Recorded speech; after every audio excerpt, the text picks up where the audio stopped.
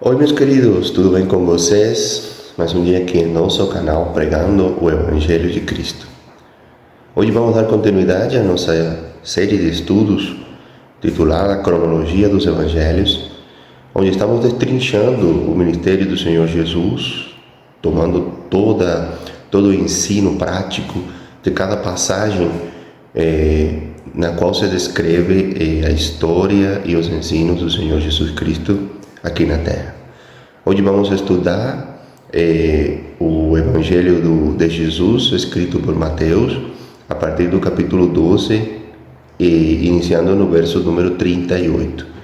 Mas, para aqueles que não me conhecem, meu nome é João, sou formado em Teologia pelo Instituto Mundo Bíblico e estou muito feliz por estar aqui trazendo este alimento espiritual. E eu te peço, por favor, inscreve-te no canal, compartilhe este vídeo com todas as pessoas, compartilhe em todos os grupos, principalmente na família. Vamos evangelizar os nossos familiares, tá bom?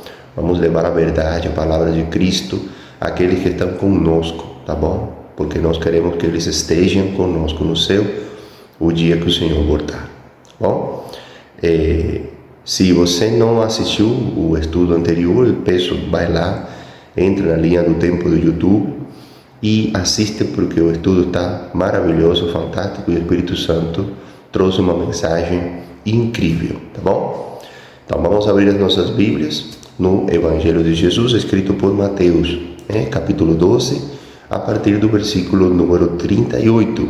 E a palavra de Deus diz assim: Então, alguns dos fariseus e mestres da lei lhe disseram, a Jesus, no caso, Mestre, queremos ver um sinal miraculoso feito por ti. Parece brincadeira, queridos, Os fariseus agora estão pedindo um sinal, depois de enxergar muitos dos milagres maravilhosos que Jesus fez, Mas eles falaram assim: Mestre, queremos ver um sinal miraculoso feito por ti. Ele respondeu: Uma geração perversa e adúltera pede um sinal miraculoso, mas nenhum sinal lhe será dado, exceto o sinal do profeta Jonas. Pois assim como Jonas esteve 3 dias e 3 noites no ventre de um grande peixe, assim o Filho do Homem ficará 3 dias e 3 noites no coração da terra. Os homens de Nínive se levantarão no juízo com esta geração e a condenarão, pois eles se arrependeram com a pregação de Jonas, e agora está aqui o que é maior do que Jonas. A rainha do sul se levantará no juízo com esta geração e a condenará, pois ela veio dos confins da terra para ouvir a sabedoria de Salomão, e agora está aqui o que é maior do que Salomão. Quando um espírito imundo sai de um homem, passa por lugares áridos procurando descanso e não encontra, e diz: Voltarei para a casa onde saí. Chegando, encontra a casa desocupada, varrida e em ordem. Então vai e traz consigo outros 7 espíritos piores do que ele, e entrando passam a viver ali. E o estado final daquele homem torna-se pior do que o primeiro. Assim acontecerá a esta geração perversa. Glória a Deus, meus queridos. Então o Senhor Jesus, ele é muito categórico em suas posições, tá bom? E aqui vemos que as multidões já tinham ouvido muitos ensinamentos e visto muitos milagres de Jesus, mas a perversidade ainda persistia. Eles queriam sinais, desejavam provas, buscavam evidências. No entanto, não estavam vendo por falta de luz, mas por falta de olhos espirituais. Tá bom? Então, estavam perdendo a grande oportunidade de ouvir com os ouvidos da alma e ver com os olhos da fé. No livro de João, no Evangelho de João, no capítulo 12, nos versículos 37 até 43, está escrito: Mesmo depois que Jesus fez todos aqueles sinais miraculosos, não creram nele. Isso aconteceu para se cumprir a palavra do profeta Isaías, que disse: Senhor, quem creu em nossa mensagem e a quem foi revelado o braço do Senhor? Por esta razão eles não podiam crer, porque, como disse Isaías no outro lugar, cegou os seus olhos e endureceu os seus corações, para que não vejam com os olhos, nem entendam com o coração, nem se convertam e eu os cure. Isaías disse isso porque viu a glória de Jesus e falou sobre ele. Ainda assim, muitos líderes dos judeus creram nele, mas por causa dos fariseus não confessavam a sua fé, com medo de serem expulsos da sinagoga, pois preferiam a aprovação dos homens do que a aprovação de Deus. Então, meus queridos, o sinal de Jonas, aqui Jesus fala que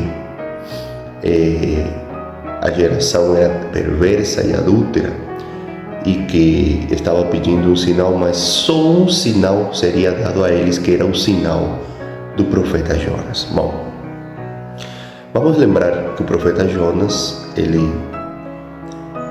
foi orientado pelo Senhor a pregar a cidade de Nínive, uma cidade ímpia, uma cidade gentia da época, e que era a capital da Síria, né?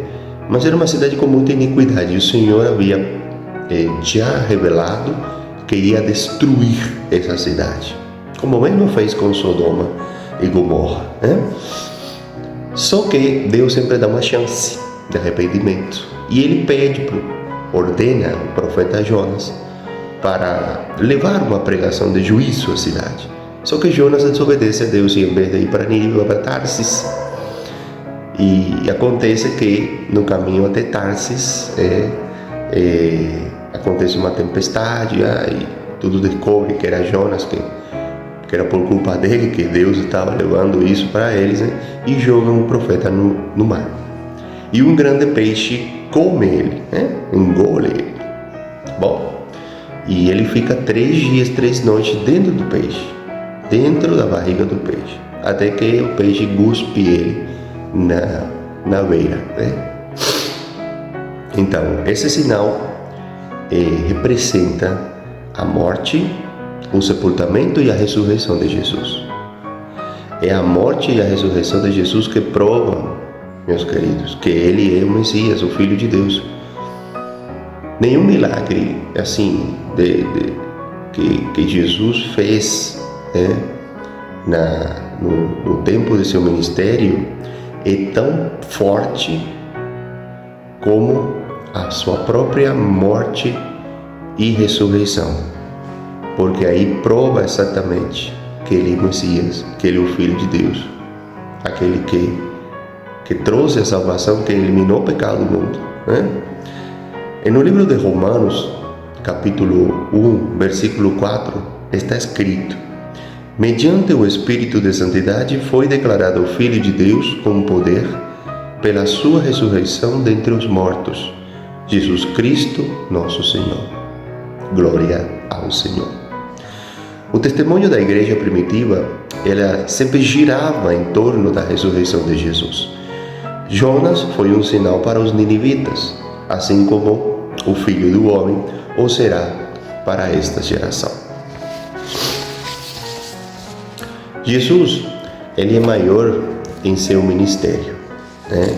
Já que Jonas desobedeceu a Deus, ele é maior em sua mensagem, já que pregou a salvação, não o julgamento por vir, tá bom? E Jesus diz que no dia do juízo, os ninivitas se levantarão para condenar essa geração, pois ouviram a pregação de Jonas e se arrependeram.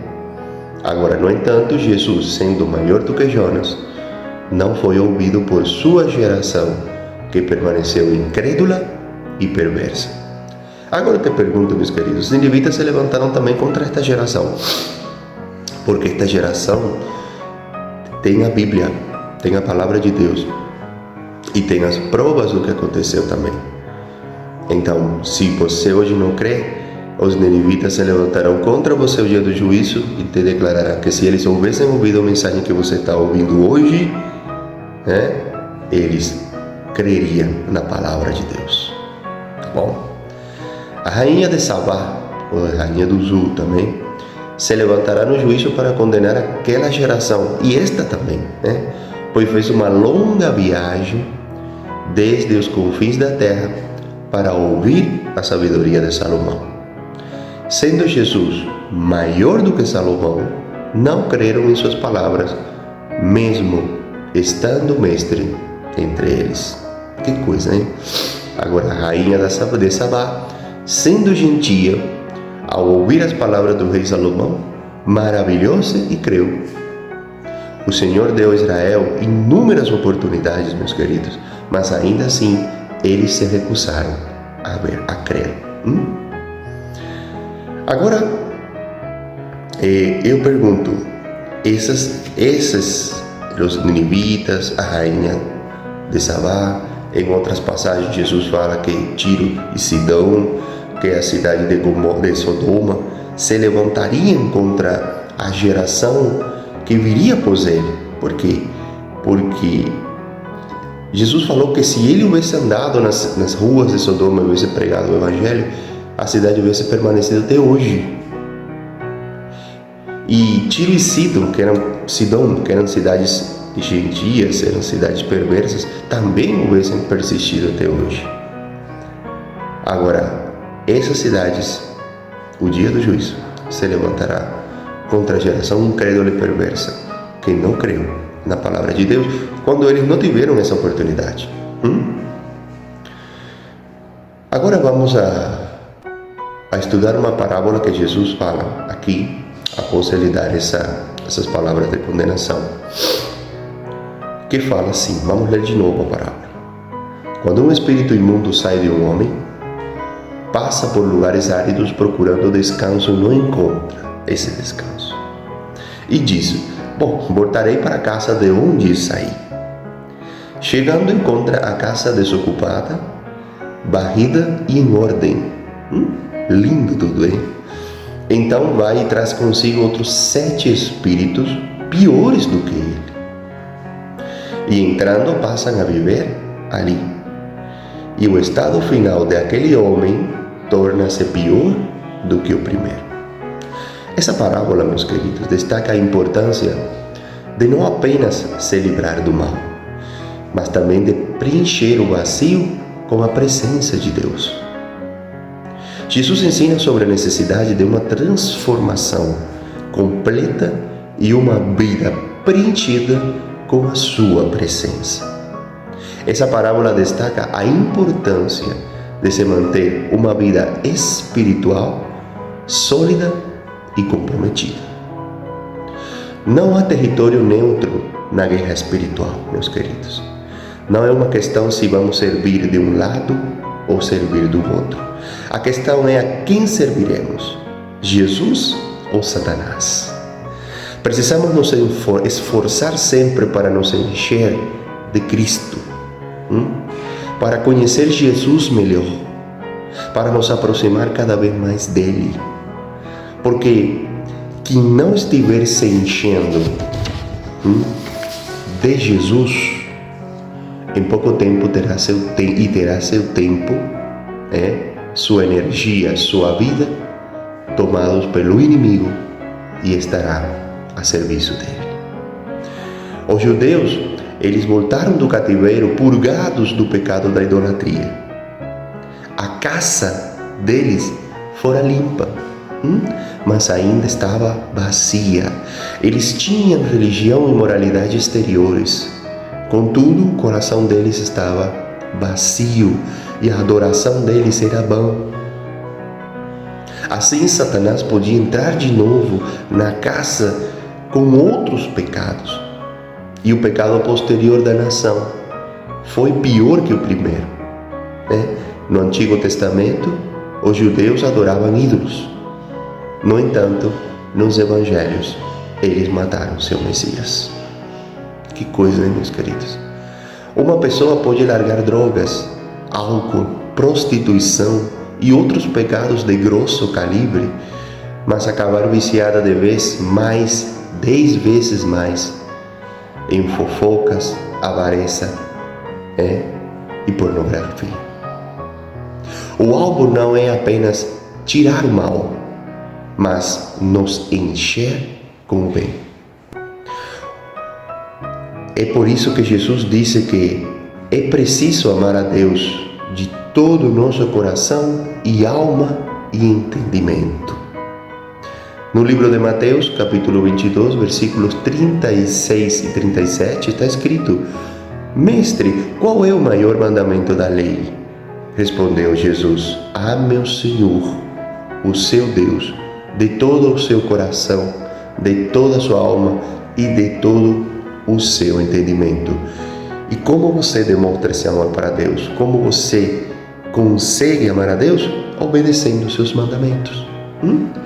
Obedecendo e preenchendo o vazio que o pecado deixou depois que você se arrependeu e o abandonou, com a presença de Jesus. Não adianta eu deixar um pecado, deixar certas práticas pecaminosas e não procurar preencher esse vazio com a presença de Deus. Por quê? Porque eu posso estar exposto a outros piores. É o que fala do espírito maligno aqui. Ele sai, quando ele volta, a casa está vazia, não tem a presença do Espírito Santo. Então vamos entrar com tudo de novo, e pior ainda, pior que o anterior, que fala que o estado do homem torna-se pior do que o primeiro. Tá bom? Comece lendo um dos evangelhos, ou escutando e cantando o hino de louvor naqueles horários vagos que você tem. Não espere para o inimigo encher esses horários vagos seus. Enche-os com a voz de Deus e a sua voz adorando a Ele. Logo a presença de Deus estará transbordando em sua vida. Tá bom, meus queridos? Então, até aqui o estudo. Gostaram dele? Eu estou muito feliz porque estamos vendo passo a passo dos evangelhos. Os evangelhos são maravilhosos. E olha os ensinos importantes que nos traz até para a vida diária de hoje. Eu sempre tento trazer um paralelo com a vida de hoje, para a gente poder entender a palavra de Deus e poder praticá-la. Que o importante, se a gente não pratica, a gente só se lê, só se guarda para si, não pratica, não transmite essa palavra, a gente não está fazendo nada. Então o Senhor Jesus falou: prega o evangelho aos confins da terra. Então você, meu querido irmão, minha querida irmã, se não quer fazer um vídeo, se não acha que não tem condição de fazer, então compartilhe a mensagem. Vamos aproveitar, vamos a encher a internet de mensagem de Deus, para que compita com toda essa mensagem satânica que está hoje na internet, gente. As pessoas estão compartilhando só bobagem. Vamos compartilhar o que é alimento espiritual. Vamos tirar a perversidade das pessoas, porque o diabo cegou os olhos dos homens para não acreditar no Evangelho. Tá bom? Então vamos abrir esses olhos. Tá bom? Vamos orar? Senhor, meu Deus, meu Pai, estamos aqui hoje na Tua presença, Senhor, te agradecendo por mais um dia de vida, mais um dia de estudo que o Senhor trouxe o alimento espiritual.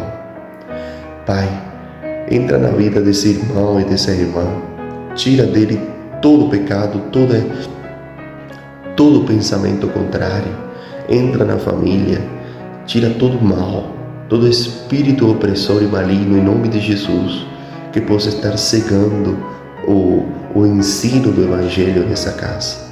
Senhor, transmite o Teu Espírito a todos aqueles que o querem, porque o Senhor é bom. Obrigado pelo Teu sacrifício na cruz, Senhor Jesus. Obrigado por tudo que o Senhor faz por nós, por nos acompanhar no deserto, por nos dar essa paz que excede todo entendimento, mesmo nos momentos em que nos sentimos oprimidos, cansados e tristes. Pai, nos liberta de todo devorador, de todo espírito opressor, em nome de Jesus. nós oramos, nós agradecemos. Amém. Glória a Deus. Então, meus queridos, muito feliz de estar aqui hoje e já desejoso do próximo dia para continuar o estudo sobre a cronologia dos Evangelhos. Que a paz do Senhor Jesus seja com vocês e a sua família.